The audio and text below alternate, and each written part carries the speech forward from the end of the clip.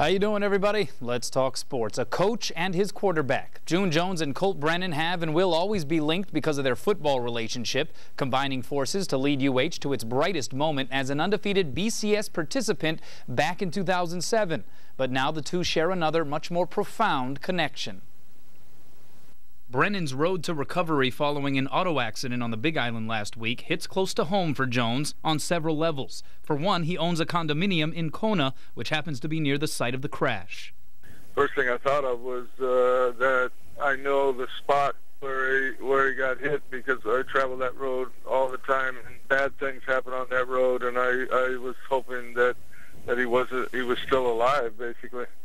But for many, including June himself, the news regarding Colt also conjured up images of the car crash he was involved in back in 2001. It did, probably more so the last 48 hours talking to Colt's dad on the phone. I know exactly what's going on, and you know, that really brought back a lot of memories. Jones, then the head coach at UH, slammed his Lincoln Town car into a cement pillar off the H-1 freeway near Pearl Harbor, suffering severe internal injuries, which required a nearly month-long stay in the hospital. He says what helped him survive could very well be what saves Brennan as well. Well, because he's an athlete, just kind of like I was when I went through it, you know, he's going to heal faster. The intravenous stuff that he's got going on, as soon as he's able to deal without that, he'll want to get out of there. But Jones also says it was more than just that. He expects Colt to gain inspiration from the same source he did, the Aloha spirit. And even now, as the head coach at SMU, Jones sees life through a different lens. You know, I felt like, you know, I shouldn't have been alive. And, you know, there was a reason God spared me. And so as I've gone through the last 10 years, I kind of live that way. You appreciate every little thing a little bit more. I still have all the things in a box that were sent to me, and the names and the banners and the autographs that people sent from all over the island. I still have them in a box, and I look at them every now and then. It just kind of says it all about Hawaii. That's just the way Hawaii is. And Colt is one of their own, just like at one time, you know, I think the islands felt I was one of their own, and that's what happens. June added that he's keeping not only Colt but the other two people involved with Friday's accident in his prayers, and that was the sentiment shared today by Colt's parents. Terry and Betsy Brennan issued this statement saying, quote, "Although our son is not in the best of shape, we are certainly praying for both Shakti Stream, Colt's girlfriend, and Theresa Wang, who was in the other vehicle involved, to get better. This has been a tragic ordeal for everyone, not just Colt." They went on to update Colt's status, saying Colt is still sedated and in stable condition. We want to thank everyone for their concern and kindness. To the current Warriors, for the third time this season, the UH football team was recognized with both the WAC Offensive and Defensive Player of the Week honors, this stemming from the Warriors' 41-7 win over San Jose State Saturday. On O, it was quarterback Bryant Moniz, also for the third time this year. He set a single-game school record with 560 yards passing, 1 yard better than the previous mark set by Colt Brennan in the 2006 Sheridan Hawaii Bowl. Moniz also dealt 3 touchdowns. The defensive nod went to linebacker Aaron Brown. The junior out of Washington made 5 tackles, including a sack, and intercepted 2 passes against the Spartans. He's the 4th Warrior to record multiple picks in a game this season. 8-3 Warriors travel to New Mexico State this Saturday. Senior Greg Salas is statistically one of the best receivers in the country, but he won't be a top 3 finalist for the Fred Biletnikoff Award.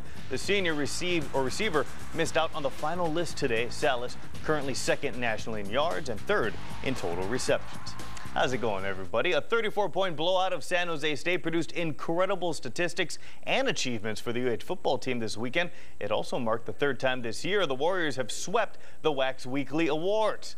The WAC named Bryant Moniz the Conference Offensive Player of the Week today after the junior threw for a school record 560 passing yards and 3 touchdowns against the Spartans. Moniz broke Colt Brennan's single-game mark for yardage by 1 single yard.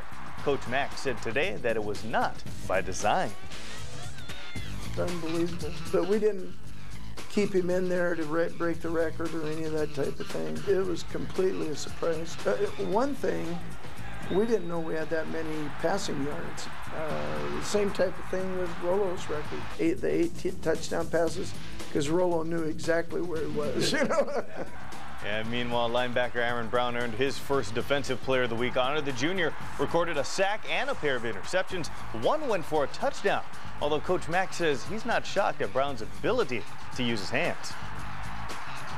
He should be. He's a semi-strong safety, semi-linebacker. He fits right in. We can run any coverage we want with him in there, so it doesn't limit us on coverages, and we can play any run defense also. And for a look ahead to New Mexico State and for an in-depth perspective on all the changes going on in the WAC, tune into the Coach Mack Show tonight at 6:35 only on KGMB. And the WAC is not going down without a fight. Commissioner Carl Benson said today he will meet personally with UH Athletic Director Jim Donovan during this week's WAC Volleyball Championships in hopes of keeping the Warrior football team with the Western Athletic Conference. Last week, the WAC offered UH an option to leave in all sports but football. Representatives from the Mountain West Conference today told us today their talks with UH are still not ready to be finalized.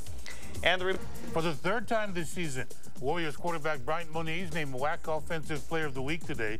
Junior out of Lelihua threw for a UH record 560 yards with 3 touchdowns Saturday, leading Hawaii past San Jose State 41-7. Mo is topped in the country in both pass yards and total offense per game, and is trigger man for the nation's top passing game. 560 broke Colt Brennan's old mark by 1 yard. We didn't know we had that many passing yards. We took him out when we were going to take him out, and we had no idea, where the record was. I hope you're all having a pleasant evening. Warriors held the Spartans to 164 yards total offense and gained 2 turnovers, both interceptions. Team leads the country with 31 takeaways this season. Both picks were made by junior linebacker Aaron Brown. WAC Defensive Player of the Week took the first INT back for a 22-yard TD. Brown also logged 5 tackles with 1 sack. He's learning the package, and great athlete, tough. I mean, he can play linebacker. He's just where he should be. And from the Who-Hut department, Warriors senior slotback Greg Salas today not named one of 3 finalists for college football's Fred Biletnikoff Award, given annually to the top pass catcher in the country. Ridiculous. His numbers are among the best. 91 receptions, 1,390 yards, 9 touchdowns.